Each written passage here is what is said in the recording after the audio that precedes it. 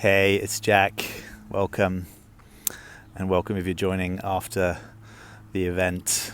I just wanted to share a few things that have been on my heart and mind in case they're useful to you if you're experiencing some confusion, fragmentation, a sense that the culture wars are ever boiling and bringing us apart. And if you're finding it hard to go on YouTube and see people getting so riled up about the mainstream media, other people's perspectives, and what's going on. So I just wanted to share with you how I orient to that stuff in case it's at all useful in your world. One thing that I and by the way, if you're here live, say hi Susan, and you're welcome to shoot me a few quick questions. I'll see if I can answer a few. One thing that I don't think gets talked about enough is that we are in a process of disintermediation. Right? It's a fancy phrase, but basically we are taking the mediation, the middle people, out of how we receive information, right? So there's much more of this happening, people directly talking to people, not having to pick up their news or information from a TV channel, from the newspaper, etc. And that's just a huge thing, and who knows exactly in the fullness of time all the consequences of that. It's a hugely complex and evolutionary unfolding process, I think. But one of the things that means is that it's easy to look at some of the older structures and maybe miss the value that they have brought historically, and maybe that they continue to bring. So any time that you start taking out the mediation, we get the benefits of efficiency, we get the benefits of directness, maybe we get the sort of unbenefit of a lack of curation. But nowadays, a lot of us use Spotify, Pandora, and these kind of services. And historically, we would have gone to the store and bought the CD, and before that, the tape, and before that, who knows? That's a process of evolution. And when you listen to Spotify, you don't necessarily need to be back down on, Virgin or HMV or Borders, or wherever your record stores were. It's just a process of evolution happening. So, one of the other consequences of that is that we're moving into different realms of truth making and sense making. So, hi Claire. So we're moving into the ability to acknowledge that there are different types of truth, right? There's the truth that is sort of traditional truth based upon authoritative texts, based upon authority figures, whether that's judges or doctors or people who ideally have earned their authority through some kind of process, but maybe also through their position historically. Like, you don't have to apply to become King of England, as Prince Charles probably is going to become in the not too distant future. That's just kind of what it is, and we've moved into more democratic and participatory structures, and I think that's a good thing. And then we have the sort of truth that's based upon science and objective discovery and peer-reviewed journals and papers, and that's a type of truth. And then we also have personal truth that's come online. What's your truth? What's my truth? And we're in that perspective a lot on this channel, right? Where we're doing our best to own our experience and acknowledge that your experience and my experience might be different. And the more I can own my experience and not project it on you, or not subjectify you and imagine that you must know how I feel or why I feel, or that the thing I'm doing is the same way that you would be doing it, the more we don't do that, the more space we have for each other, and we have for our authenticity, our individuality, and the subjectivity of our experience. The difficulty with that is the more you and I get into owning our subjective experience, the less possibly we have socially a shared narrative about what's important and what do we value and how do we see things, right? So in some ways we're seeing the breakdown of a sort of social consensus and cohesion. The advantage of that is there's more room for personal truth and each of us honoring and owning our experience. The downside is that we're probably going to be more dislocated and more fragmented. So I think we can look at that without having to make it sinister, right? Without having to make other people who are in different perspectives wrong or stupid, or be slow in our efforts to actually put the effort in to understand the perspective or values that someone's coming from. The claim is that as you integrate in your development, you get better at being able to be with multiple perspectives. So one of the things that we can look at is, am I understanding more people or fewer people in the world? And ideally, we want to be understanding more people because we're growing the range of things that we can value and understand. And we have more space for people having different experience and different interpretations than ourselves. So that's also, I think, a bit of an untold narrative of our time. We're actually growing, I think, in that ability. I think there's more and more of us that are at least trying or wanting to be in that conversation. That's the flip side of saying, well, there's a huge breakdown in truth and a massive rise in conspiracy theories and the other side, right? So if you're politically on the right, you're looking at the left and saying those guys are crazy and vice versa. It's actually, no, we're actually, I think, growing in our ability to in time understand the other side more, or even stop seeing it as the other side and start thinking more broadly and pluralistically about our politics. I'm curious what your experiences are. I'm just going to come into the. I say that. Oh, here we go. Learning my scrolling skills again. Hi, Susan B. Hi, Jill. Hi, Em. Hi, Kimberly. Hi, Gina. People don't seem to like truth today. It's better to tell the truth. Yeah, I guess part of that, as I see it, is when we're talking about, quote, what is the truth, we might want to be clear what we mean by that, and maybe open up to the fact that people are going to have not just a different truth if we're in this personal truth realm, but they may even be in a different type of truth, right? Almost categories. We can't really compare an objective truth claim with a subjective experience. They're just different things. It's sort of like you can't really compare fruit with types of bacteria. They're just kind of different things. I'm curious how this occurs in your world. Are there any problems that you're running up against? If you've just joined us, we're here talking about the sort of state of the world today, different ways of making meaning, how to be in multiple perspectives. I'm also here and able to take a few questions if anyone has a question that can relate to this or something else. But I sense I want to try and talk about this more, or find ways to talk about it, because when I look at the fragmented landscape, it seems like it's easier to dismiss other people. And I think we should work hard to try and understand other people. Understanding other people is not always easy, and particularly when they have a different value set. But part of our integrating our development is that we can understand different value sets and say, hey, I may not value that thing, libertarianism, as much as you do, but I can see that if you value that, it makes sense why you're talking to me in the way that you are, or why you might be thinking in the way that you are. And here's the kicker. There seems to be research suggesting that people don't really choose their values so much as their values choose them. If you look at any of the work of Jonathan Haidt, for example, he's looking at political values in this instance, but he's talking about them more like taste buds, like there's things that you just naturally like to taste. Some of us like sour taste. I don't like sour taste. I like sweet taste, I like salty taste, but I don't really like astringent tastes. Some people do. Now, did I choose that? No, I think that's probably just an expression of, my genetics, epigenetics, and maybe the fact that you have a high value on freedom and I have a high value on order. Maybe we didn't really choose those. Maybe they're just sort of constitutionally true, or certainly true at this stage of being you or being I.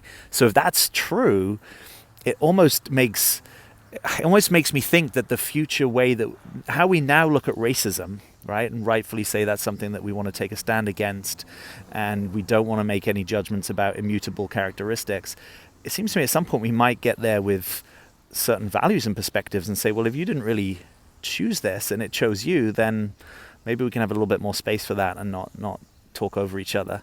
So I'm hoping that there's spaces that we can create between us to weave more shared reality. There's a process actually called deliberative democracy, where a group of people, say 100 citizens, get together for a day or a half day and deliberate a political topic that's normally divisive. But part of the process is you have to expose yourself to coherent arguments from both sides. And part of the process is, can you actually articulate the arguments from the other side, whether you agree with them or not? Right? So this is actually a good practice, and you can do this in, friendships, intimate relationships. Can you articulate the other person's view, whether you agree with it or not? Can you actually find the essence of what they're saying, the things that they're valuing, the priorities that they're placing? Definitely hard to do when you're afraid. Definitely hard to do when you're triggered. Definitely have experiences of being able to do this and not being able to do this. Let's see what you're saying here. Susan says, keep an open mind and open heart can help. Yeah, absolutely. M is for Mel. Got it. Thanks. Welcome.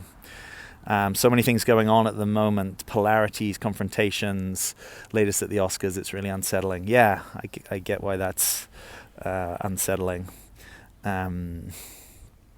Susan says, I think that the more mindfulness we practice in our lives, the more conscious we are in making choices for ourselves.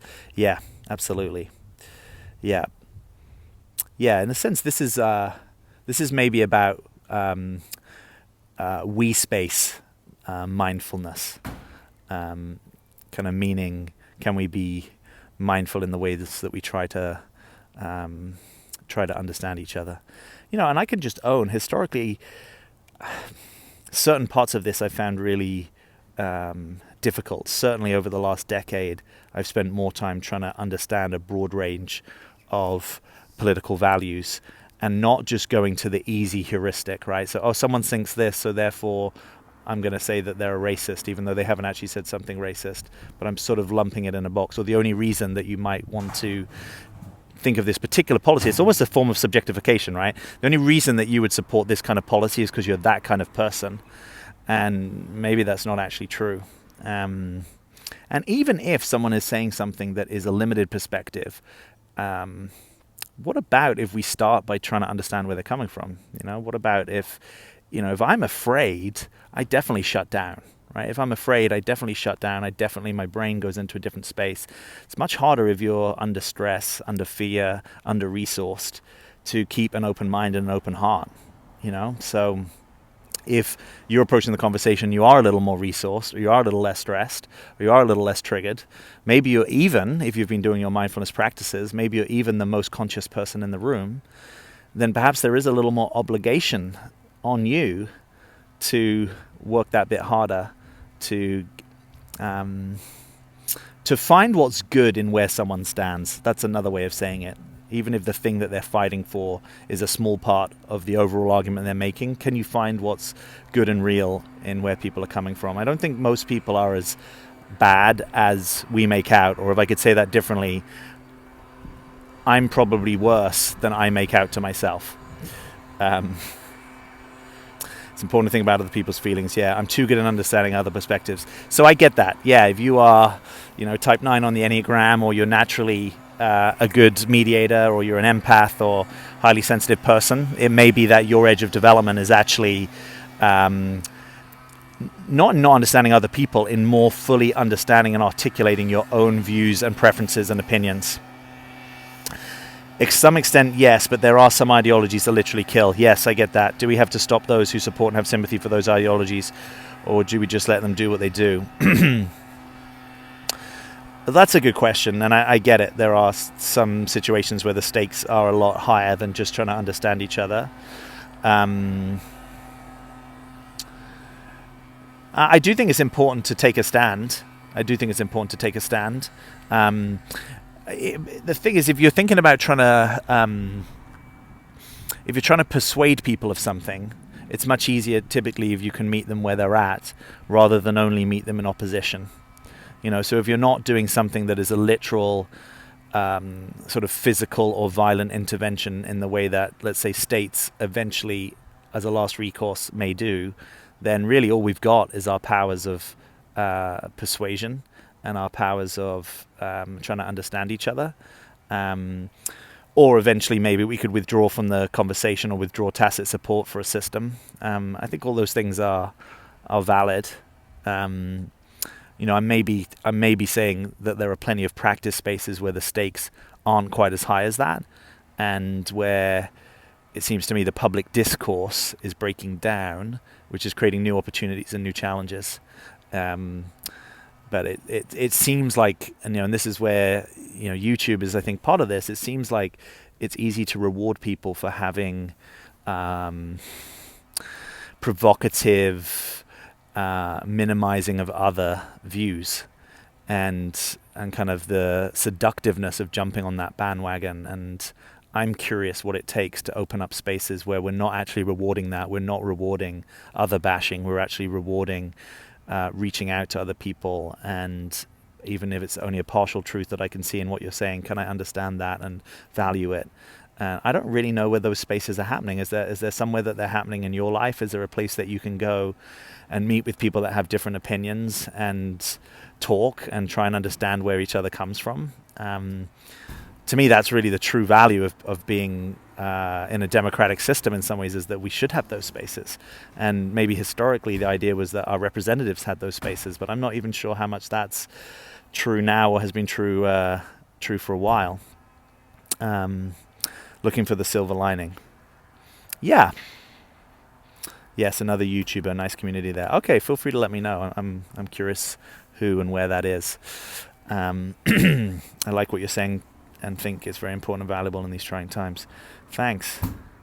Yeah, like I could even imagine, wouldn't it be good if in education one of the things that we were teaching people is how to sense make in different ways, so that we've got a broader range of ways of understanding other people. Understanding people whose highest value is a scientific worldview, understanding people whose highest value is something else. Even, and I studied politics both at high school and, so it was my major in university, and none of it seemed to be about the actual how do we really find each other. A lot of it was theoretical and philosophical and historical, and there's obviously value in that. But yeah, how do we really build a participatory culture between us that we want to participate in? That seems to me the way that the world is evolving, is that we need more of us plugged into the conversation, because there's more complexity, and because we have tools like this that bring things closer to us. I'm not sure that the current way that representative democracy, having 500 people represent tens of millions of people, I'm not sure that's going to cut it with the complexity that that is just happening in the world. Whether it's AI or nanotechnology, and on and on. I actually think we're going to need more of us in the conversation, and so finding forums to do that in is going to be important. Yes, I think that these things need to be taught to some. It doesn't always just come naturally. Yeah, Nazi supporters or ISIS, you can't. Yes, I agree. There are places, you're right, that dialogue isn't probably on the menu at all. I guess in those situations, maybe there's space for trying to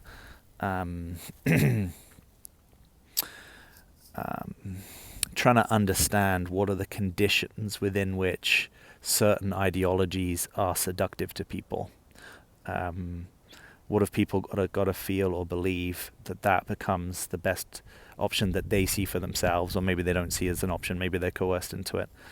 And I'm grateful that most of us are living, outside of that sort of context. I'm going to be wrapping up here soon. Let me know if you've got a question or comment. Thanks for being here. I'm enjoying the conversation. An American footballer living in a German small town. That's cool. Good outlook on life. Very open-minded, different perspectives. Neat. I like hearing that. Thanks for sharing. Any more? And I'm curious like this. Are there other places that you are finding this? I'm also curious, just out of interest, let's say there were this kind of deliberative exercise organized. Hey, Clodagh. Yeah, I'm grateful for blue skies as well. It's quite cold though. My hands are quite cold. Yeah, if there were a place that you could come together with a group of people to be more informed on a particular issue, maybe one that you care about, would you take up that opportunity? what would you need to have in place for that to be attractive to you? If I were to create any space like that at some point, would you be interested? What sort of topics would you be interested in? Yeah, just kind of curious. Natasha, unless we deal with our inner warmonger, we will never defeat war. Yeah, I think there's quite a lot in that perspective. I think it's both and, right? So I think that's the piece that we can do to, and it's kind of counterintuitive, right? Because sometimes the way to true peace within is actually to contact the stuff that we don't want to contact, right? So to be in touch with our anger and our frustration and our small-mindedness and our criticisms and projections and defenses and all that stuff, right? So I think there's a type of peace which is sort of truer, and there's a type of peace which is, I like it when I feel comfortable and peaceful, but I've maybe not actually looked at my wounds and my demons and the places that I don't see other people and myself more clearly. And then I also think it's, so in integral speak, that's the kind of inner world or inner quadrant, and then there's lots in the outer quadrant that we also have to organize. There are structures and systems and cultures that lean towards peace. We know quite a lot about what creates peace between societies and between different groups within societies, and so we need to have processes that are broadly seen to be just and inclusive and participatory and enough stability and so on. So yeah, I think sometimes there can be the sort of spiritual perspective that it's, as the inner, so the outer, and that is at least a partial truth. It may even be a pretty full-blooded truth, but I don't think it's sufficient. I think we also sometimes have to engage in peace processes and understand, how to make good agreements between us, and how to,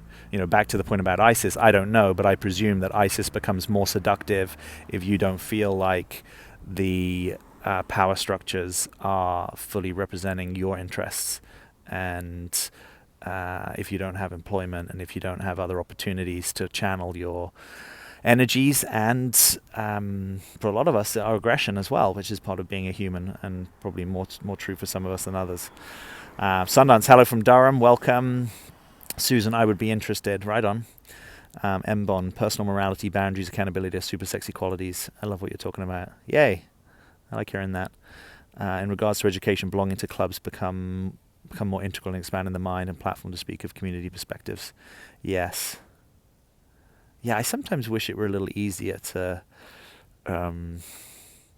engage in the sort of local political processes. I mean, I know you can kind of go to a town hall meeting or equivalent, but it seems much more sort of back and forth with the council or the powers that be, and I'm really interested in citizens engaging with one another on issues of importance. Including even citizen diplomacy, right? Which is what can you do to create cultures of understanding with people with whom maybe your country is at odds or war? Like, are there ways that citizens can start to be cultivating their own peace and understanding, as it were? Yeah. All right, y'all. I got a chip off here. Nice being with you. Thanks for your contributions. Thanks if you joined us after the event. Feel free to leave another comment. I will get to them. And I look forward to being with you again soon. All right. Clayton Olson dropping in and talking some politics. Good to see you here. Feel free to add to the mix. All right, everyone. Take care now. Bye.